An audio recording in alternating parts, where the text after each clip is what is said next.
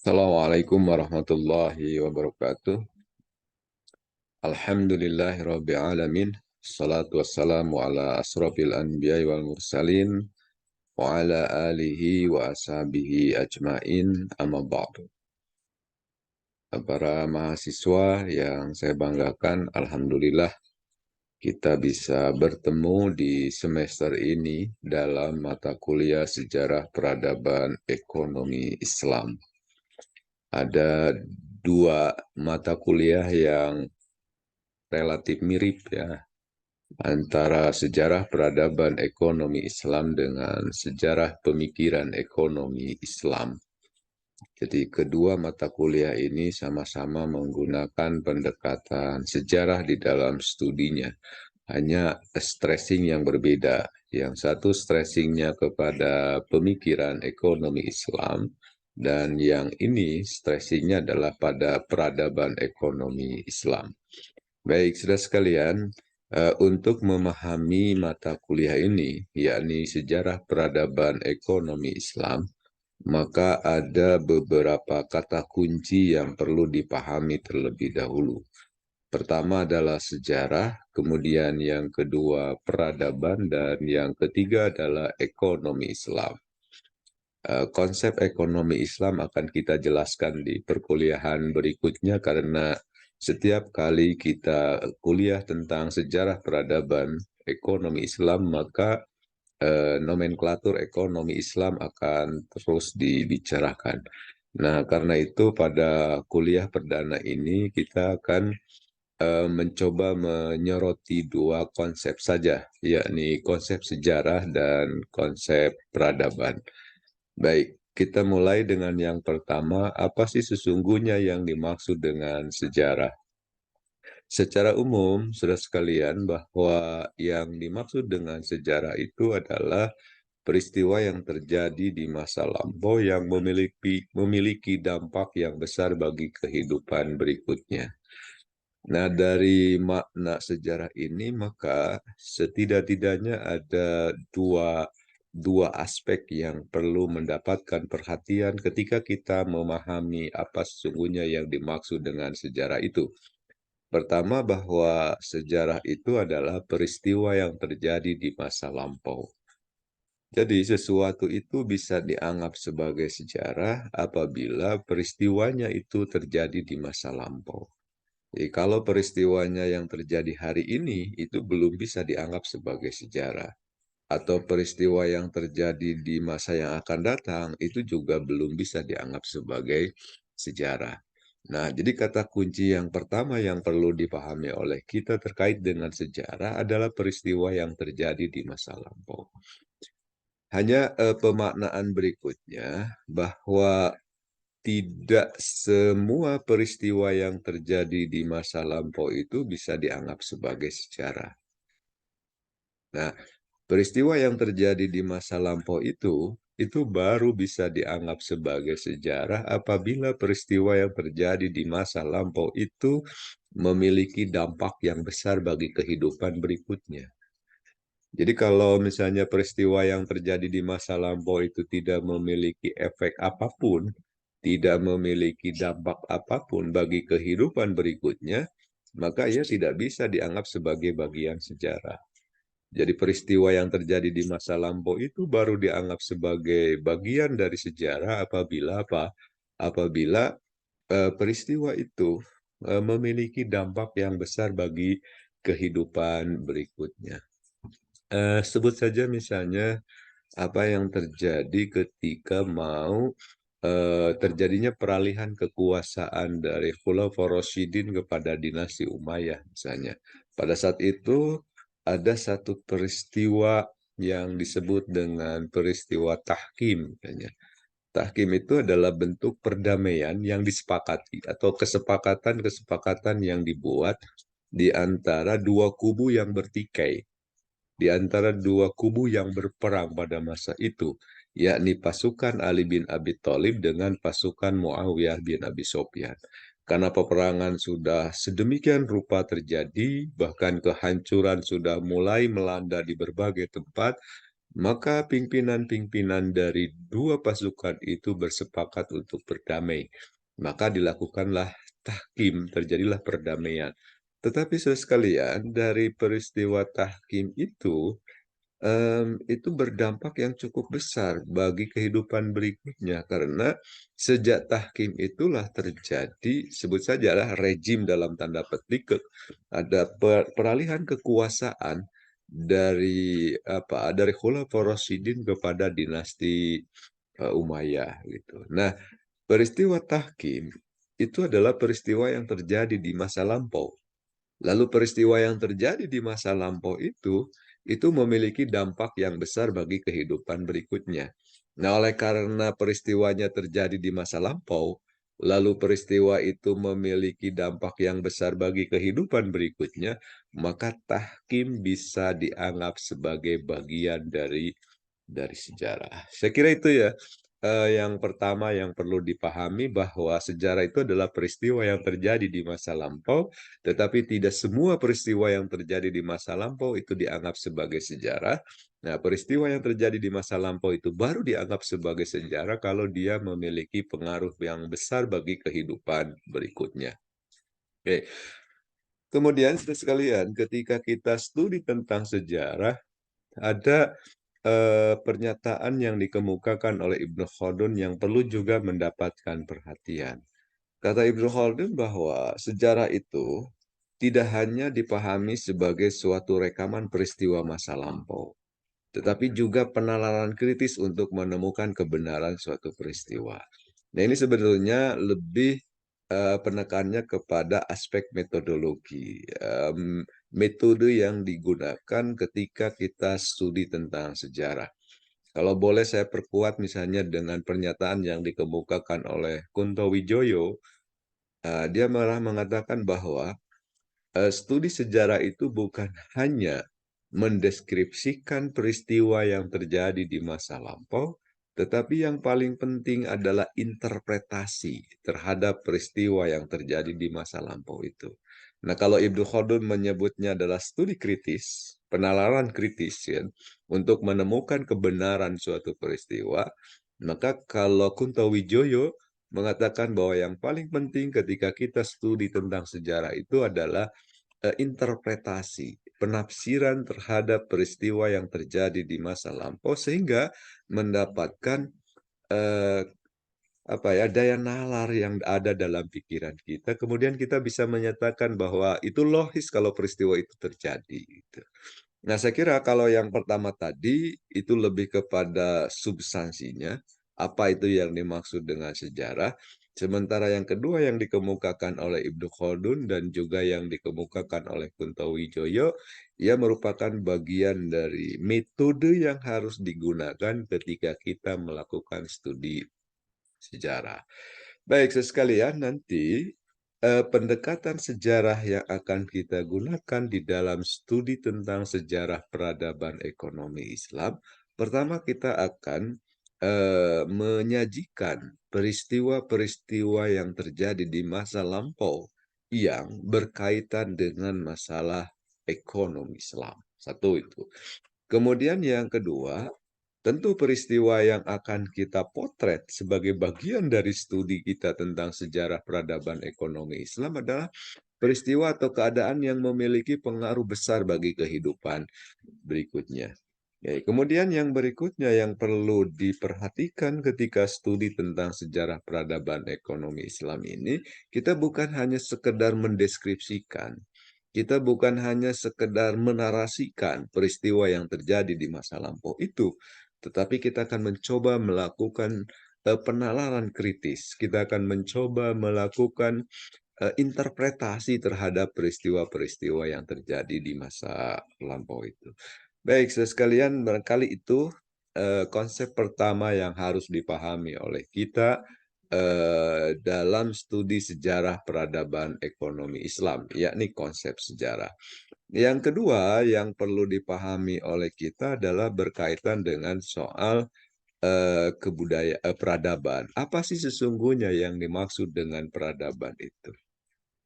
Saudara sekalian, dalam studi antropologi bahwa peradaban itu adalah tahap berikutnya setelah terjadinya kebudayaan. Nah, kebudayaan sering dipahami itu sebagai produk cita, rasa, dan karsa manusia. Sesuatu yang dipikirkan, sesuatu yang dirasakan, dan sesuatu yang diciptakan oleh manusia. Nah, dalam satu order tertentu, dalam satu tatanan tertentu, maka ia bisa dianggap sebagai sebuah kebudayaan. Nah, tetapi menurut Kuncaraningrat bahwa tidak semua yang dipikirkan, tidak semua yang dirasakan, tidak semua yang diciptakan oleh manusia itu dianggap sebagai peradaban. Kalau dikatakan sebagai kebudayaan, ya, tapi tidak semua itu dianggap sebagai peradaban. Nah, peradaban itu, kata Kuncaraningrat, adalah bagian dari unsur kebudayaan yang halus, indah, tinggi, sopan, luhur, dan sejenisnya. Jadi tidak semua yang dirasakan, tidak semua yang dipikirkan, tidak semua yang diciptakan oleh manusia itu bisa dianggap sebagai peradaban. Nah, untuk kebudayaan itu bisa dianggap sebagai bagian dari peradaban, itu mesti memenuhi kriteria-kriteria tertentu. Tadi kata Ningrat itu eh, kebudayaannya itu harus memiliki nilai-nilai yang halus, memiliki nilai keindahan, kemudian dia juga memiliki nilai yang tinggi, kemudian sopan, luhur, dan sejenisnya. Nah, kebudayaan itu bisa bergeser menjadi peradaban apabila dia sudah memenuhi kriteria tertentu. Tetapi yang pasti yang perlu dipahami oleh kita sekalian bahwa peradaban itu lahir dari kebudayaan. Jadi setiap lahirnya peradaban itu harus dimulai dengan adanya kebudayaan terlebih dahulu. Tetapi tadi bahwa tidak semua kebudayaan itu bisa lahir menjadi sebuah peradaban. Nah, untuk memperkuat itu kita coba lihat beberapa definisi yang dikemukakan terkait dengan peradaban ini. Misalnya saya kutip pemaknaan peradaban yang dikemukakan oleh Kuncaraningrat. Menurut dia bahwa peradaban adalah kebudayaan yang mempunyai sistem teknologi. Jadi kata kuncinya tuh, ada sistem teknologi yang digunakan. Jadi kalau misalnya di kebudayaan itu ada sistem teknologi yang digunakan, maka kebudayaan itu bisa bergeser menjadi sebuah peradaban. Misalnya kita bisa melihat bagaimana terjadinya perkembangan revolusi industri. Revolusi industri pertama, kemudian pindah kepada revolusi industri kedua, kemudian pindah lagi pada revolusi industri ketiga, dan sekarang kita tengah memasuki revolusi industri keempat misalnya. Nah, ya, revolusi industri pertama sampai keempat itu adalah bentuk dari sebuah peradaban. Kenapa ia dianggap sebagai sebuah bentuk peradaban? Karena di situ ada sistem teknologi yang digunakan. Kemudian juga ada seni bangunan misalnya ya. Kemudian juga seni rupa, sistem kenegaraan misalnya. Nah, ini seringkali ya ketika kita studi tentang peradaban Islam, sistem kenegaraan selalu dijadikan sebagai acuan awal. Misalnya bagaimana peradaban Islam pada masa Rasulullah, kemudian bagaimana peradaban Islam pada masa Khulafaur Rasyidin, bagaimana peradaban Islam pada masa dinasti Umayyah, bagaimana peradaban Islam pada masa dinasti Abbasiyah, pada masa disintegrasi, dan seterusnya. Itu selalu dijadikan sebagai acuan. Sistem kenegaraan yang ada di situ dia selalu dijadikan sebagai acuan ketika Ketika studi tentang peradaban Islam. Kenapa? Karena tadi bahwa salah satu unsur dari peradaban itu adalah sistem kenegaraan yang dibangun. Nah, kemudian yang berikutnya adalah ilmu pengetahuan. Kemajuan ilmu pengetahuan menjadi bagian dari peradaban.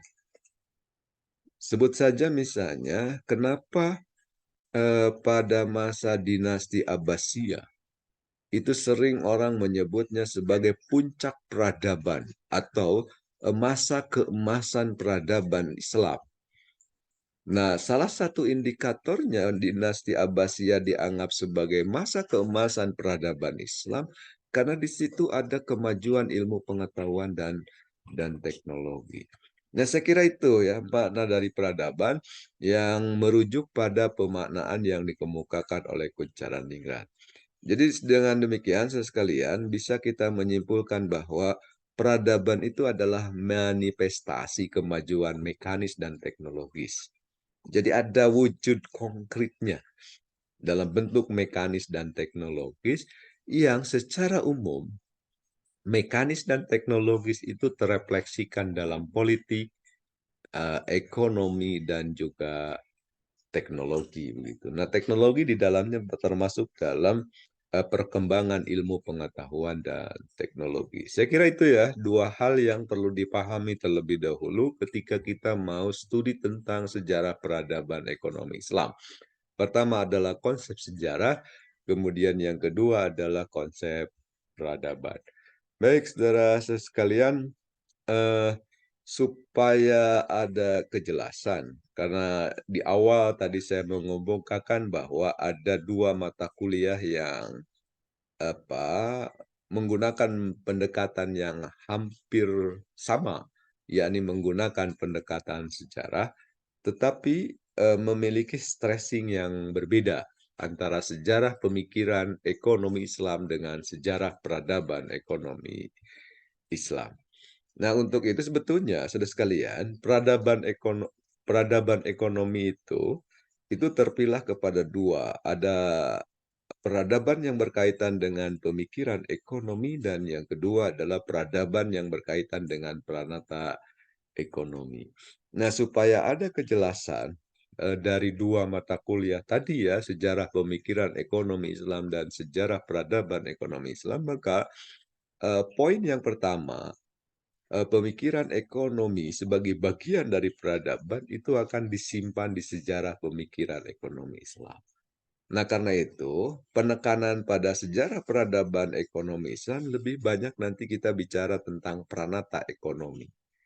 Peranata ekonomi ini.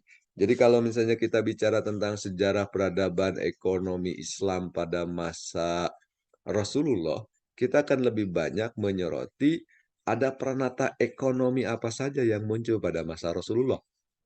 Kalau kita misalnya bicara tentang sejarah peradaban ekonomi pada masa Khulafaur Rasyidin, maka kita akan menyoroti kira-kira ada peranata ekonomi apa yang muncul pada masa Khulafaur Rasyidin dan itu seterusnya begitu.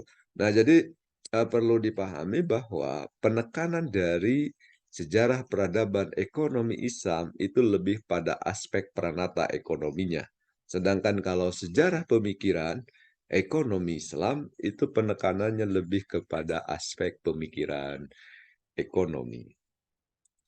Baik, saudara sekalian, berikutnya kita sampaikan sepintas topik inti yang akan kita bicarakan selama satu semester ini. Ada 12 topik inti.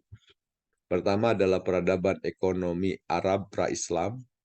Sebab bagaimanapun ada rangkaian sejarah antara pra-Islam dengan apa namanya dengan lahirnya setelah lahirnya Islam, setelah datangnya Islam, itu juga perlu dipotret bagaimana peradaban ekonomi pada masa itu. Kemudian yang kedua adalah peradaban ekonomi masa Rasulullah. Yang ketiga adalah peradaban masa Khulafaur Rasyidin, kemudian masa dinasti Abbasiyah,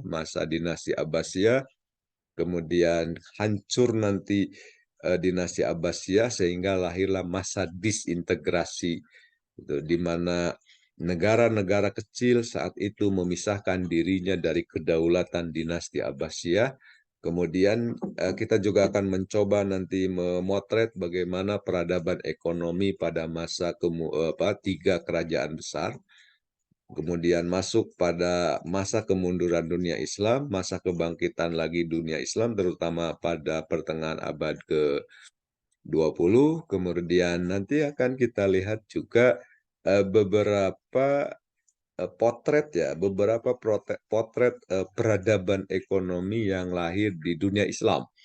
Kita ambil sampel lah beberapa negara Islam atau negara Muslim yang memiliki peradaban ekonominya. Masuk nanti karena kita banyak belajar juga dari Malaysia, kita coba nanti melihat bagaimana peradaban ekonomi yang muncul di negara tetangga kita, dan yang terakhir kita akan coba potret juga bagaimana peradaban ekonomi di Indonesia. Saya kira itulah saudara sekalian yang akan kita bicarakan selama satu semester ini. Jadi ada 12 topik inti, kemudian ada beberapa referensi yang bisa saudara baca, dan kemudian dijadikan sebagai referensi utama dalam studi tentang sejarah peradaban ekonomi Islam ya. Ini hanya beberapa saja, nanti saudara bisa melengkapinya di dalam referensi-referensi yang lain. Saya kira itu saja yang bisa saya sampaikan pada kuliah kali ini. Terima kasih atas perhatiannya. Mohon maaf atas segala kekurangannya. Walhamdulillahirabbil alamin. Wassalamualaikum warahmatullahi wabarakatuh.